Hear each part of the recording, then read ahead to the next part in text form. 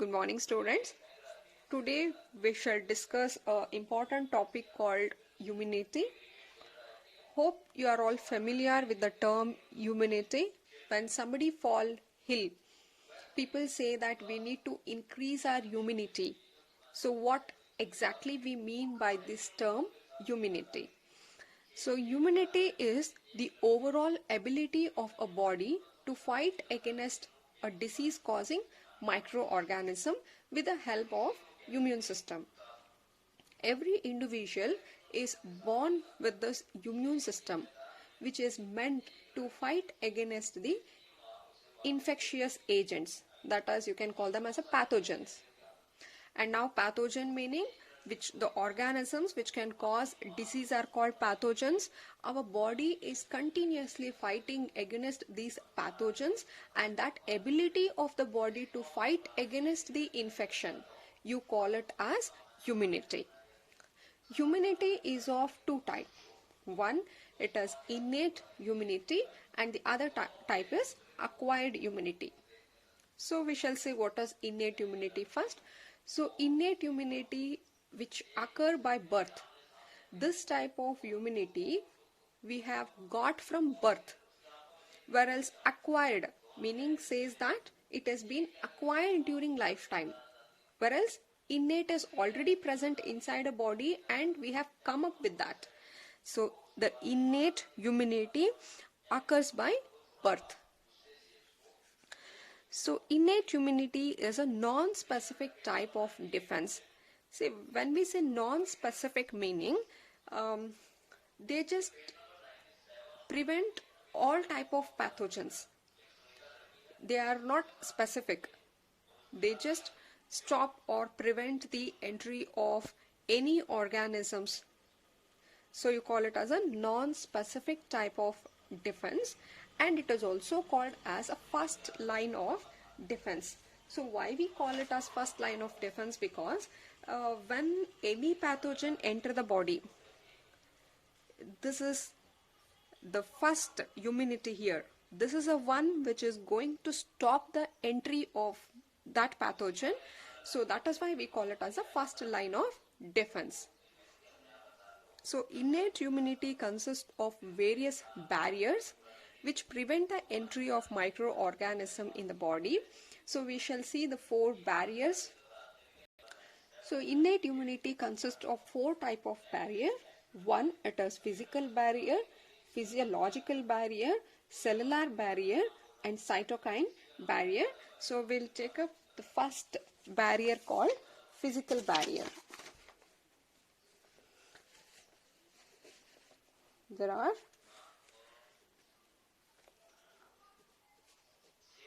four types of barrier. Out of that, first you call it as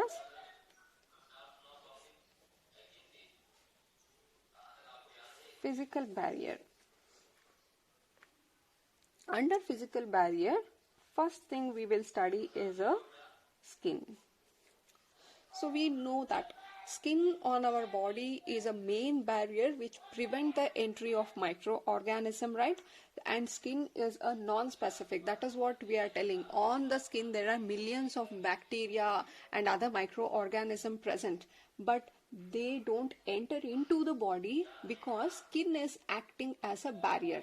Only when there is a cut or a wound in the skin, then it leads the microorganism to enter inside. Otherwise, when skin is intact, it doesn't allow any pathogens to enter inside the body, and thereby it is acting one of the main barrier, right? Here is skin, and even the sweat, what we have that as acidic in nature, and also the sebum, the oily secretion by the sebaceous gland will also contain a toxin which will kill the pathogens. We'll say microorganism, right?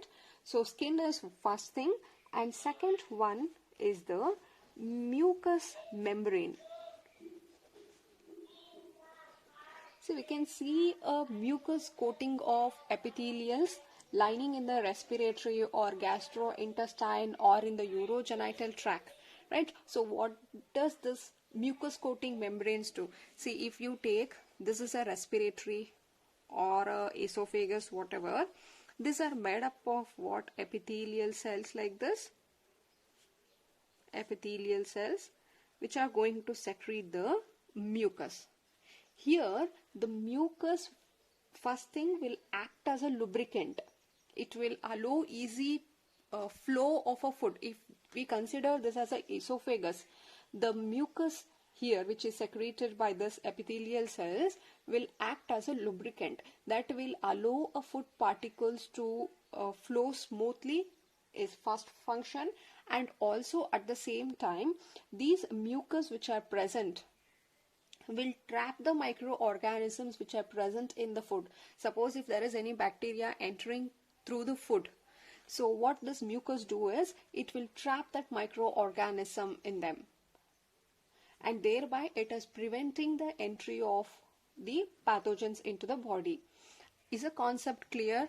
We are discussing of the barriers which will stop the entry of the pathogens into the body. Out of that, the innate immunity is the first line of defense. See, skin will not allow the pathogens to enter inside. At the same time, even the mucous membrane which is present in the respiratory or gastrointestine or in the urogenital tract will help in trapping the microorganism in our body. So this is the first type of a barrier.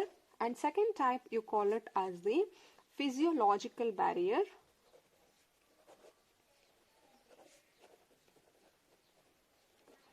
Under physiological barrier, the first thing is acid in the stomach. We know that the pH inside the stomach is around 1.8, that is, they are acidic in nature. So this acidic nature doesn't allow the microorganisms to survive. If suppose, just imagine it has escaped the skin and somehow it has entered into the body, it will be trapped by this mucous membrane. If it escape here also, ultimately the food which is passing in the esophagus will fall into the stomach, right? In the stomach, the pH is acidic. Therefore, these acidic pH doesn't allow the microorganisms to survive in them. They kill the microorganisms, most of the microorganism.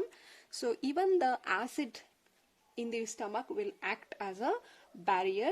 And second one, the saliva. So saliva in mouth. See, the saliva which is secreted from the salivary glands contain enzymes called lysozyme. So these are, and these have the antibacterial property. That is, these lysozymes can kill the bacteria. See, that is a reason why when a child has been got with some wound, you might have seen application of saliva on it, because of this property that saliva has an enzyme called lysozyme which shows the antibacterial property, and thereby it will prevent the further infection. So saliva is one. The tears from eye. So the lacrimal fluids, they also have this antibacterial property. So all this will prevent the microbial growth. The acid in stomach, saliva, tears, they all prevent the microbial growth. Apart from that, you can also see the earwax. They also trap the microorganisms in them, and even bile. So these are all certain physiological barriers which are meant to stop the entry of the microorganism. So third type of barrier, you call it as cellular barrier. Here it is the cells. Certain types of cells are acting as a soldiers. So here we know that the leukocytes, Leukocytes meaning we are talking of white blood corpuscles, WBC cells. So these will have a property, or they can fight against the pathogen. Certain types of WBCs like PMNL, that is polymorphonuclear leukocytes. It's a type of leukocytes, or it is a monocytes, natural killer cells,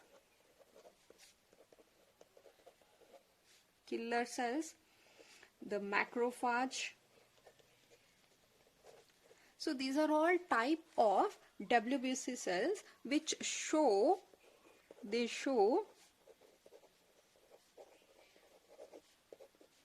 phagocytosis.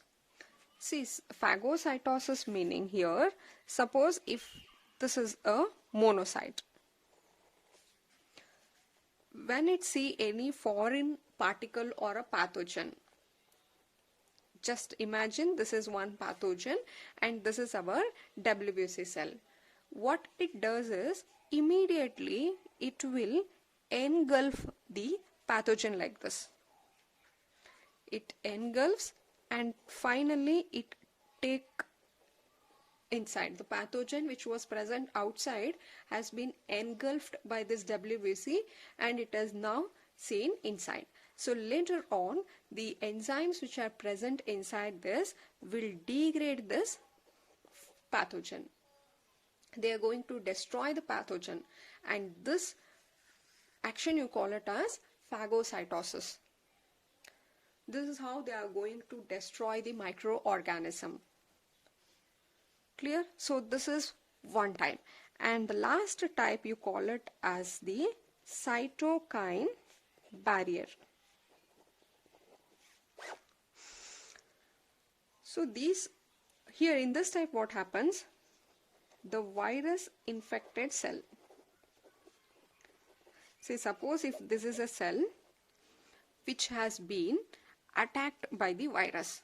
So virus here are the pathogens. So what the cell will do is immediately it is going to secrete a protein, and the protein you call it as interferons. Right? When a virus infects the cell will produce a protein called interferons.